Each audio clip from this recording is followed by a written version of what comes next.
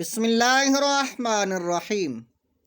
ناظرین اکرام، آپ اس ویڈیو میں دیکھیں گے، سنیں گے اور پڑھیں گے رمضان المبارک کے مہینے کا نام رمضان کیوں رکھا گیا، اور دوسرا آپ حدیث پاک سنیں گے سونے کے دروازے کا محل۔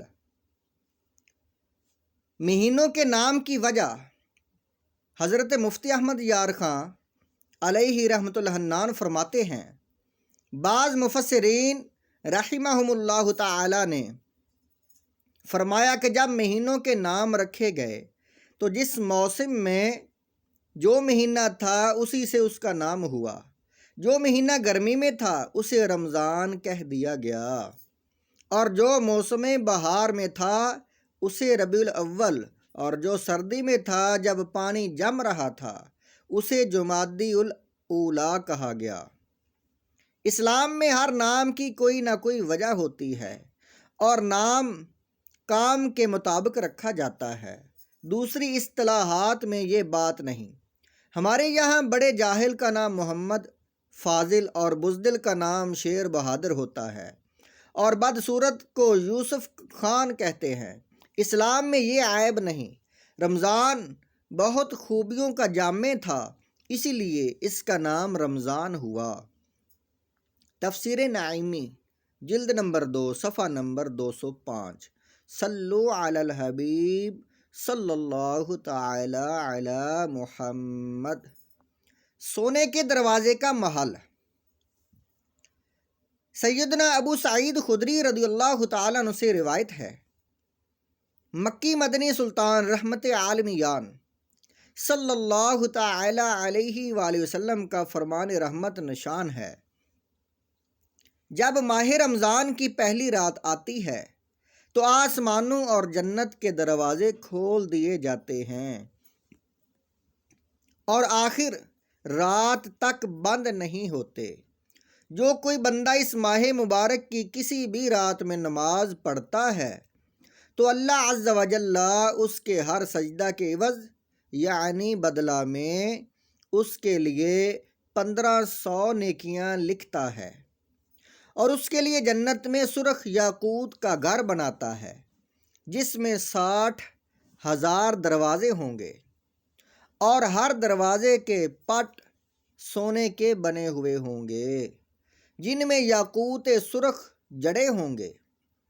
پس جو کوئی ماہ رمضان کا پہلا روزہ رکھتا ہے تو اللہ عز و جل مہینے کے آخر دن تک اس کے گناہ معاف فرما دیتا ہے، اور اس کے لیے صبح سے شام تک 70,000 فرشتے دعائے مغفرت کرتے رہتے ہیں۔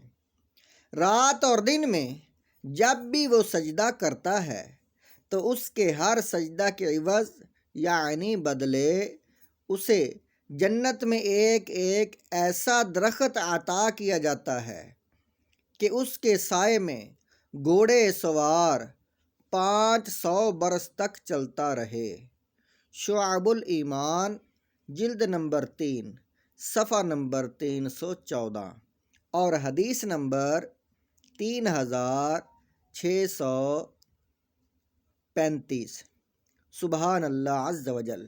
میٹھے میٹھے اسلامی بھائیوں، خدائے حنان و منان عز و جل کا کس قدر عظیم احسان ہے کہ اس نے ہمیں اپنے حبیب ذیشان رحمت عالمیان صلی اللہ علیہ وسلم کے طفیل ایسا ماہ رمضان عطا فرمایا کہ اس ماہ مکرم میں جنت کے تمام دروازے کھول دیے جاتے ہیں اور نیکیوں کا اجر خوب خوب بڑھ جاتا ہے۔ بیان کردہ حدیث کے مطابق رمضان المبارک کی راتوں میں نماز ادا کرنے والے کو ہر ایک سجدہ کے بدلے میں 1500 نیکیاں عطا کی جاتی ہیں۔ نیز جنت کا عظیم الشان محل مزید برآں اس حدیث مبارک میں روزہ داروں کے لیے یہ بشارت عظمیٰ بھی موجود ہے کہ صبح تا شام 70,000 فرشتے ان کے لیے دعائے مغفرت کرتے رہتے ہیں۔ صلو علی الحبیب صلی اللہ تعالی علیہ محمد علی محمد۔ ناظرین کرام، ہم نے حدیث پاک سنی اور پڑھی، آپ سے گزارش ہے ویڈیو کو آگے دوسری ویڈیو کو بھی دیکھیں اور چینل کو سبسکرائب اور لائک کریں۔ شکریہ۔